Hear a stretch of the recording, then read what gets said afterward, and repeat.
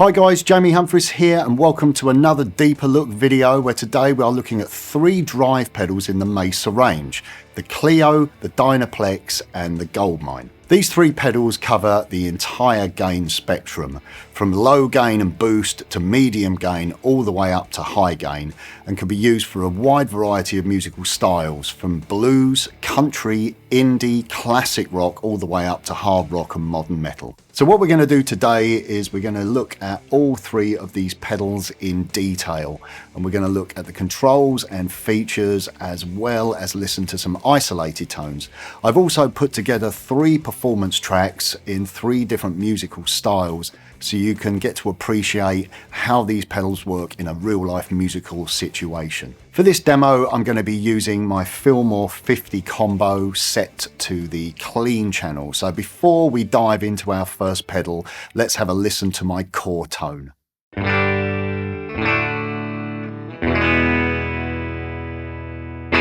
Okay, so let's kick things off by taking a look at the Cleo. Now the Cleo is at the lower end of the gain spectrum. It's a low to medium gain pedal, and it also doubles up as a boost. So if you either have a lower gain amplifier or you prefer to run your amplifier at a lower gain for rhythm sounds, then you can use the Cleo to boost you into a smooth, creamy, overdriven tone for leads and riffs. Now the Cleo works for a wide variety of musical styles ranging from blues, country, indie rock and roots, and it's a great pedal for either adding a bit of sheen and grit to your rhythm sounds all the way through to beautiful sustaining gain for leads and riffs. Let's take a look at the layout of the pedal. We have 3 controls. We have our level, we have our gain control, and then we just have a simple single tone control that covers the entire spectrum of frequencies. So all the way counterclockwise is obviously going to be your lower frequencies, and then turning the control clockwise will give you the higher range of frequencies, and it's got a beautiful open top end to this pedal. We have our input jack on this side. When you plug your guitar cable in, this will activate the pedal, so if you are running it on batteries, it will be draining your battery if you leave it plugged in, so make sure you unplug if you want to retain your battery life when you're not using the pedal. Here we have the output that runs into your amplifier. On the top here we have the socket to plug into the power if you're using some form of power supply on your pedal board. It's a 9-volt input, and you can also run the pedal from batteries as well. To locate the battery, simply take the compartment off on the rear of the pedal. This is also a true bypass pedal. What we're going to do now is have a listen to a few isolated riffs. I'm going to play some indie style chords, some country riffs, as well as some blues. You can have a listen to the tonal capabilities and also the different variants of gain.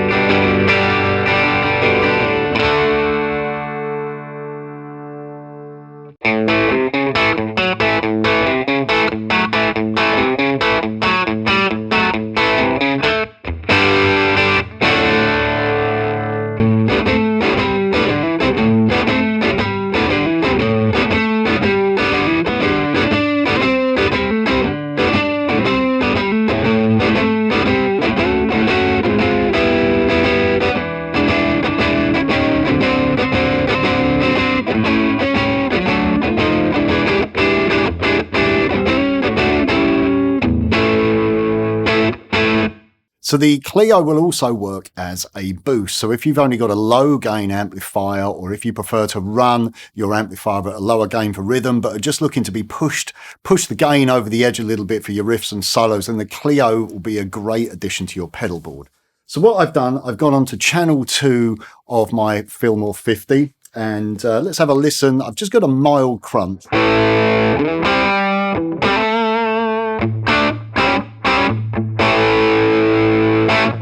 Okay, so I pushed the level up on the Clio. I've set the tone in the middle, and I've just got the drive in the middle. Obviously, there's a lot more drive we could get from this. Let's engage the Clio, have a listen.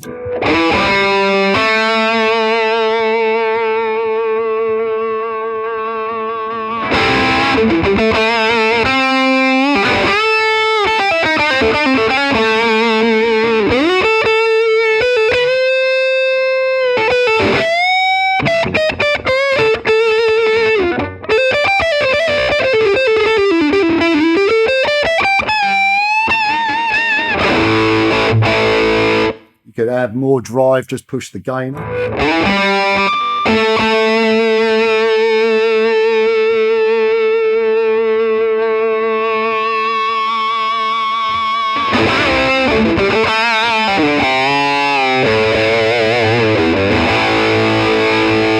So I've gone to that sound with all that sustain from that very mild driven. So great boost pedal and really versatile. You know, you can use it for its own gain stage or add it on top of your already driven amplifier.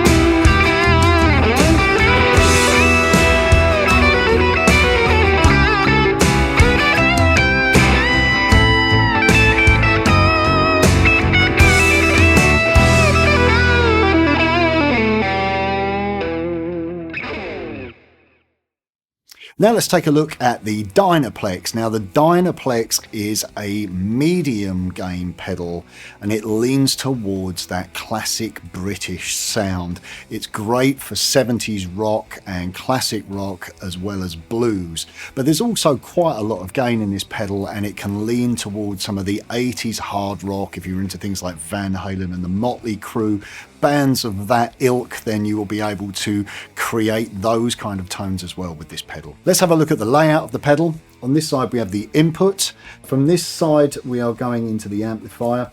Now the layout's pretty straightforward on this pedal, nice simple layout. We have our level of the pedal. We have our gain, which is obviously controlling how much overdrive and distortion you create. Here we have a presence control, which sweeps across the upper frequencies. And then we have a single tone control, which is a really well-voiced control that just covers the entire frequency range from low frequencies all the way to the higher frequencies. So it's really straightforward. It's really easy for you to dial in a great tone with this control. On the top here, we have the power input. If you choose to run your pedal with a power supply on your pedal board, it takes 9 volts. Or if you remove the rear panel of the pedal, you can use a battery.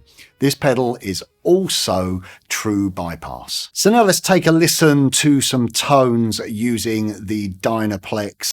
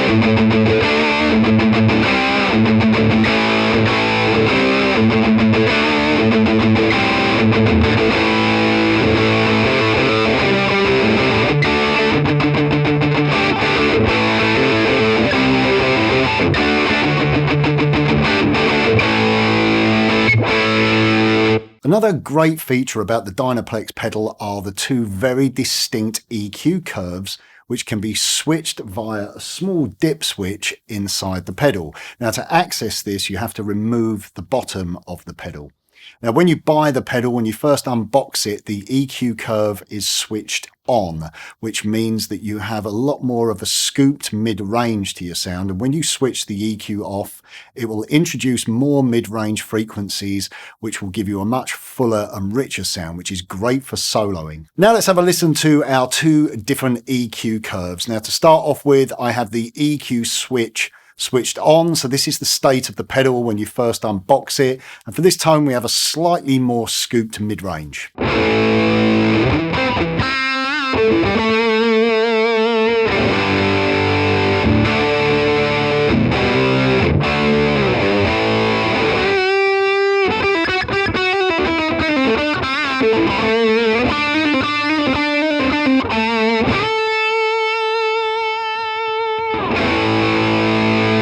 Now I've switched off the EQ switch, so we've introduced a lot more mid-range. We're going to get a lot fuller sound, and this is great for sustain, really finding that sweet spot when you're soloing.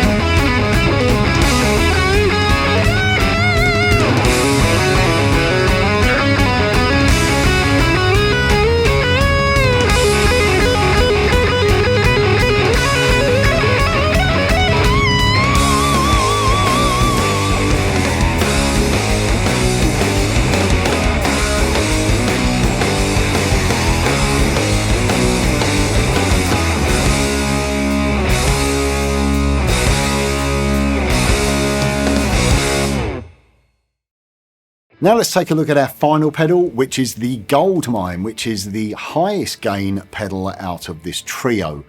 Although you can reduce the gain down to get some much more subtle blues based and classic rock sounds, this does lean towards that British tone. This pedal is much more at home with the gain cranked up and nods towards that classic boogie sound. So let's now have a look at the layout of the pedal. On this side we have our input. Here we have the output, which runs into the amplifier. Across the top we have the level control. Then we have our gain control, which is obviously dialing in how much crunch, distortion you will hear. And this pedal actually features a 3-band EQ, so you can really fine tune in the tone that you're looking for. We have a bass control, a mid-range control and a treble control, and these are really well-tuned controls covering a wide spectrum of each frequency. On the top here we have the power input, and you can plug this into your chosen power supply. It draws 9 volts in power. You can of course run it with a battery, and you access the battery compartment by removing the base of the pedal. This pedal is also, like the other pedals, a true bypass pedal. Okay, so what I'm going to do now is I'm going to play through a selection of tones.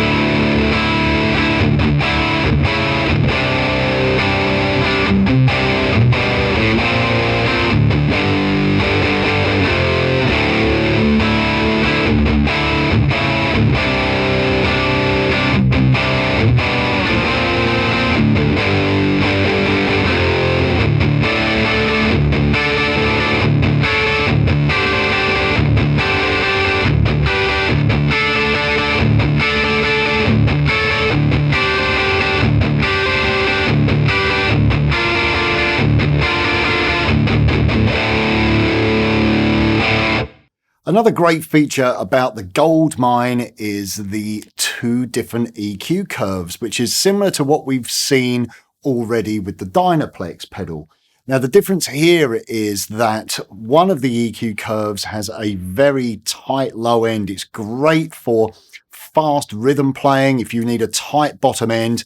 Really good for fast, tracking of riffs. Or on the secondary setting, then we have a lot more low end, a lot more bloom to the tone. So once again, we change the different EQ curves by removing the base of the pedal and switching using this little dip switch in the same way as we've seen with the DynaPlex. Now, when you first unbox the pedal is set to the setting which has a much tighter bottom end, and you can simply flip that switch over, which will enable you to have a lot more bloom and a lot more bottom end to your sound. Now we're going to compare the 2 different EQ curves. We're going to start off with the much tighter EQ curve, which is how the pedal is shipped. When you unbox the pedal, it's set to this EQ curve. So I've set up a tone going for a modern hard rock tone. So I'm just going to play through a riff, and let's have a listen first of all with that much tighter low end.